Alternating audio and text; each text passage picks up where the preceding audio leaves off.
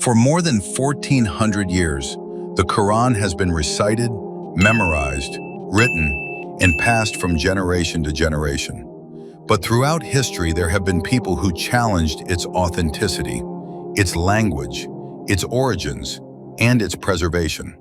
And some of the strongest modern challenges came from Western revisionist scholarship. One name often discussed is John Wansbrough.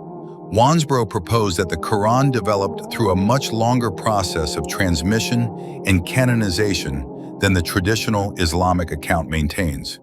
His ideas became influential in revisionist Quranic studies, but they were not simply accepted as fact. Later scholarship has challenged important parts of his methodology and conclusions, arguing that his reconstruction is far from proven. Then there is Christoph Luxenberg. Luxemburg proposed that difficult passages of the Quran could be better understood through Syriac-Aramaic readings. His work went even further, challenging traditional understandings of the Quran's language and transmission. But here's where the story becomes interesting. Scholars have subjected his method to serious criticism. One academic study from Cardiff University concluded that his overall hypothesis was faulty, even while acknowledging that individual suggestions could sometimes be considered separately. And Muslim scholars have also produced detailed linguistic and paleographic critiques of his claims. So what happened? The Quran didn't disappear, it didn't become unreadable. Muslims didn't suddenly lose the text. The Quran continued to be recited, memorized, written, and taught across generations. And this is what makes the preservation question so powerful.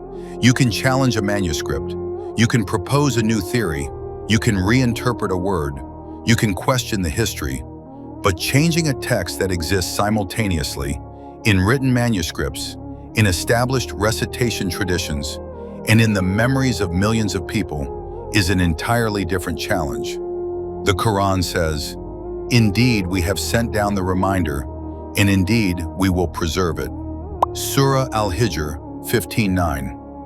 Now, this doesn't mean Muslims should fear academic criticism. Quite the opposite. Study the arguments, examine the manuscripts, learn the Arabic, understand the history, and ask one simple question. Does the evidence actually prove the claim? Because a theory is not a fact simply because it sounds revolutionary, and criticism is not the same thing as refutation. Some theories have influenced Quranic studies, but influence is not proof. And after centuries of debate, the Quran remains, still recited, still memorized, still written, still studied, still alive on the tongues and in the hearts of millions. So if someone tells you the Quran was changed, don't panic, don't become angry. Ask them, where is the evidence? Because extraordinary claims require evidence. And when you examine the history carefully, you discover something remarkable. People have challenged the Quran for centuries, but challenging a book is not the same as changing it. The Quran remains, and the challenge remains unanswered.